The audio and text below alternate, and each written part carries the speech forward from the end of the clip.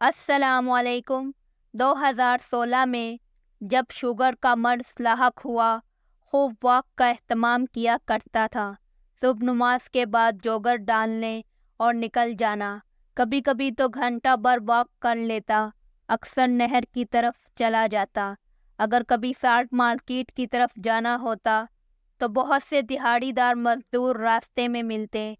मैंने चंद दिनों से नोट किया कि एक बाबा जी जिनकी उम्र कमोपेश 70 साल तो होगी, वो सीधा से कपड़े पहने, धोती कुर्ता में मुलव्विस, कंधे पर लाल रुमाल डाले, सर झुकाए इन मजदूरों के टोले के पीछे पीछे जा रहे होते।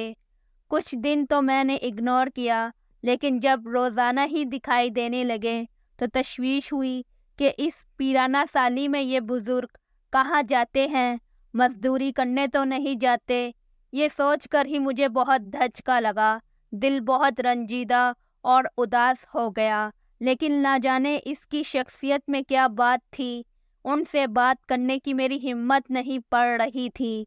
एक दिन मैंने ज़रा ज़्यादा लंबा चक्कर काट लिया। खूब थक गया था। महसूस हुआ शायद शुगर लेवल कम हो गया है। करीब ही एक होटल दिखाई दिया तो वहां जाकर चारपाई पर ढह गया। लड़के को पानी लाने और एक पाव दूध मीठा रोक के और पत्ती टोक के बनाने को कहा। लेटे लेटे मैंने पहलू बदला तो क्या देखता हूँ, वही बाबा जी सामने एक कुर्सी पर बैठे हैं। इनके सामने एक रुमाल पड़ा है जिसमें से वो रोटी तोड़कर खा रहे हैं। मैंने थोड़ा गौर किया तो एक अचार का टुकड़ा के साथ रोटी लगाकर खा रहे हैं।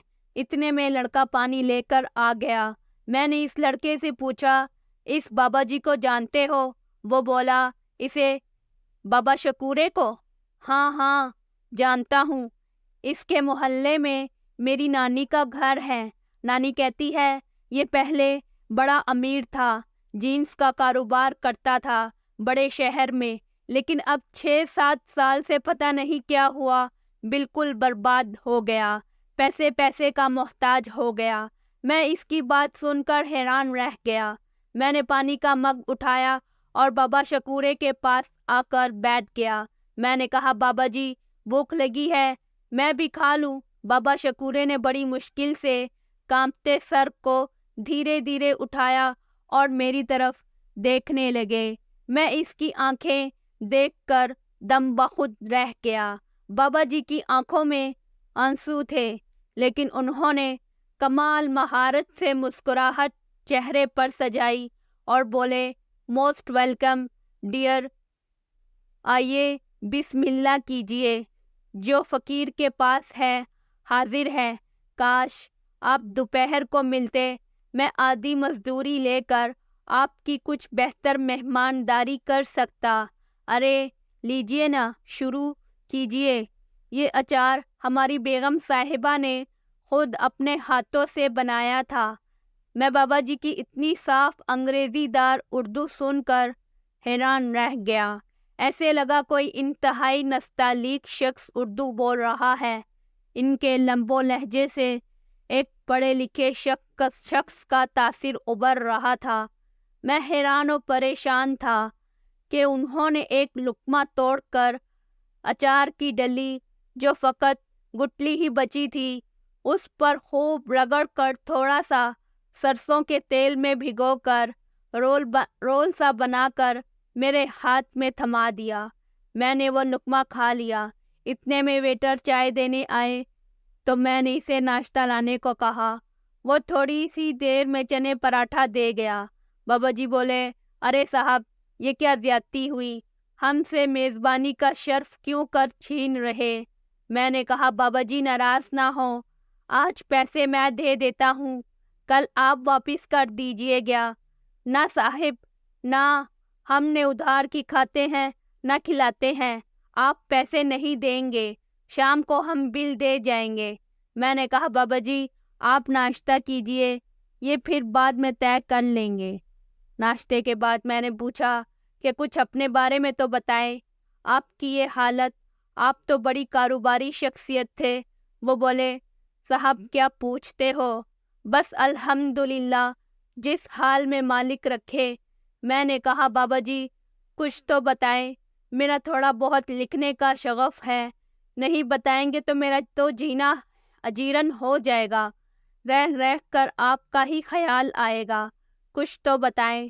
وہ بولے صاحب وقت بدلتے دیر نہیں لگتی، میں نے زندگی میں بہت سے اتار چڑھاؤ دیکھے ہیں، بہت سی مشکلات بھی دیکھی، لیکن میں تمام مشکلات سے نکل آتا تھا۔ میں 6 سال کا تھا جب میرا باپ چل بسا، ماں پہلے ہی فوت ہو چکی تھی۔ میرے چچا نے مجھے میرے نانا کے پاس چھوڑ دیا، میں ان کے پاس رہنے لگا۔ میرے نانا پٹواری تھے، انہوں نے مجھے گھر پر ہی پڑھانا شروع کر دیا، خاص کر انگلش، اردو، عربی اور حساب خوب پڑھایا۔ پھر پاکستان بن گیا، ہم سب لٹے پٹے پاکستان آ گئے۔ راستے میں سکھوں نے ہمارے قافلے پر حملہ کر دیا، ہر طرف سے لاشیں کٹ کٹ کر گر رہے تھے۔ میرے نانا شدید زخمی تھے، میرے نانا نے مجھے گھوڑی پر بٹھا کر باندھ دیا تھا تاکہ گر نہ جاؤں۔ میرے نانا نے گھوڑی کے کان میں کچھ کہا، گھوڑی نے اگلے پاؤں اٹھائے اور ایسے چلائی جیسے ایک بہن اپنے بھائی کا کٹا پٹا لاشا دیکھ کر چلاتی ہے۔ میرے نانا نے زور سے کہا گھوڑی اور نیچے گر گئے۔ گھوڑی نے ایک چیخ ماری اور نانا کے منہ کو چومنے لگی۔ نانا بے سدھ ہو چکے تھے۔ گھوڑی نے نانا کے پاؤں چومنا شروع کر دیے، پھر ان کے خون سے بھرے جوتے کو منہ میں لیا اور گردن گھما کر میری طرف دیکھا گویا وہ مجھے جوتا دے رہی ہو۔ میں نے جوتا پکڑ لیا، میں نے دیکھا اس کی آنکھوں سے آنسو بہہ رہے تھے، پھر اس سرپٹ دوڑنا شروع کر دیا۔ بابا شکورے نے اپنے پلو سے آنکھیں پونچھی اور پانی کا گھونٹ بھر کر خاموش ہو گیا۔ کچھ دیر خاموش رہنے کے بعد بولا صاحب بہت طویل قصہ ناتمامی ہے، کہاں تک سنو گے؟ کہاں تک سناؤں میں؟ صاحب یوں لوٹا پٹا بے یارو مددگار ایک مہاجر کیمپ میں پہنچا، وہاں میرے نانا کے گاؤں کے کچھ لوگ موجود تھے، انہوں نے مجھے گھوڑی سے اتارا۔ تھوڑی دیر بعد گھوڑی دھڑم سے گر پڑی، اس کی آنکھوں سے، کانوں سے اور ناک کے نتنوں سے خون بہہ رہا تھا۔ وہاں موجود ایک بوڑھا کہنے لگا پٹواری کی گھوڑی وفا کر گئی، امانت پہنچا کر دم دے گئی، اس کا کلیجہ پھٹ گیا ہے، تبھی انگ انگ سے خون بہنے لگا ہے۔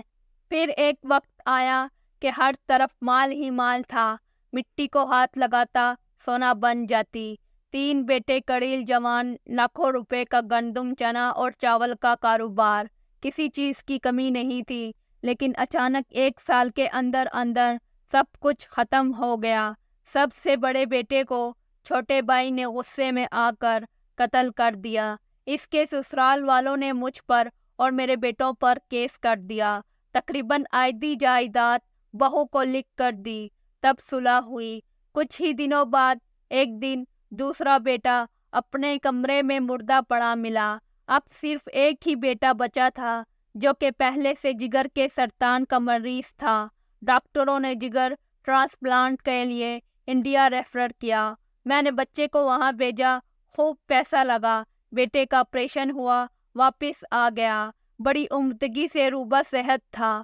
ایک دن میں اس کی ماں نے اسے سوپ بنا کر دیا، اسے پیتے ہوئے اسے شدید کھانسی کا دورہ پڑا، کھانستے کھانستے اس کا دم گھٹنے لگا، ہمارے کچھ بھی کرنے سے پہلے وہ بے سدھ ہو کر گر گیا، ہسپتال پہنچنے سے پہلے اس کی موت واقع ہو گئی۔ بیٹوں کے کیسوں اور بیماریوں میں میرا سرمایہ بالکل ختم ہو چکا تھا، میرا سرحد کے بیوپاریوں سے چاول کا کام چل رہا تھا، آہستہ آہستہ وہ بھی سکڑ کر صرف ایک بیوپاری تک آ گیا تھا۔ اس خان صاحب کے ساتھ 20 سال سے لین دین چل رہا تھا، میرے پاس آخری 20 لاکھ کا سرمایہ تھا جو اس بیوپاری کے پاس تھا۔